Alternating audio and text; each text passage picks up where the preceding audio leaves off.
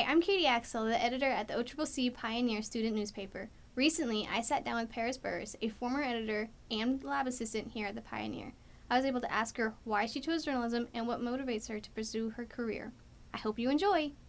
When I was a teenager, there was a million different things I considered doing, but I never really found anything that I was super passionate about. And then I was watching this show called Gilmore Girls, and it's really funny, but the main character on there, she wants to be a journalist. And I never really had heard about journalism before that. I was like, what is that? And so I just started researching it and looking at other journalists like Christiane Amanpour, and I was like, I want to do that. Like, that's really cool. And I've just never really left behind that, passion. It's just something that's so important to me, is the news that's going on in the world that people need to know about. Like, it takes a certain person to be able to go out and get those stories and bring them back for people to learn from and read. And it's just something I'm really passionate about. And I love journalism. Like, I think it's fun. I love to write. I love to talk to people. It's just, I don't know, I couldn't really see myself doing anything else. When I first came to OCCC, I had never had any experience with writing for paper or any kind of journalistic experience before.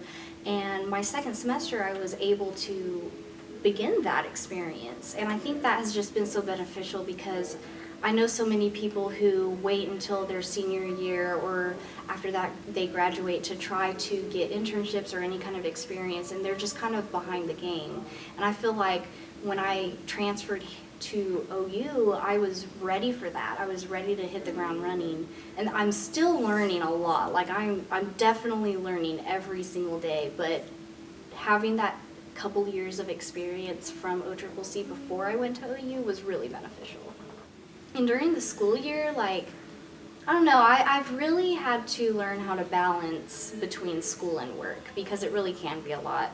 Like last semester, I was the news editor as well as going to school full-time, and that is one of the hardest positions in the newsroom, because you're responsible for everything. I mean, if something goes wrong, it's on your shoulders, but then at the same time, you have to worry about tests and papers and projects and stuff. And so I've just learned my limit. I've learned to not take on too much. There was a point in time where I used to work like 2 or 3 jobs at a time, but I've learned to cut back on that and just try to do one job and, take a pay cut and just,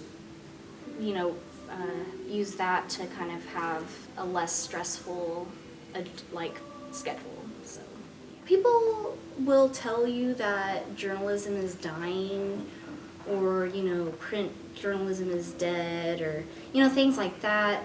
But if you really look at the statistics, it's not. It's growing in a lot of areas. And one of those areas is online and social media. I mean, people who are maybe concerned about the job market for journalism, I just put it this way. There are no journalists that I know who are just really good at what they do who don't have jobs. So if you're passionate about what you do and you really work hard and you bring something to the table that can benefit a news organization or whoever you're trying to work for, you're going to get a job.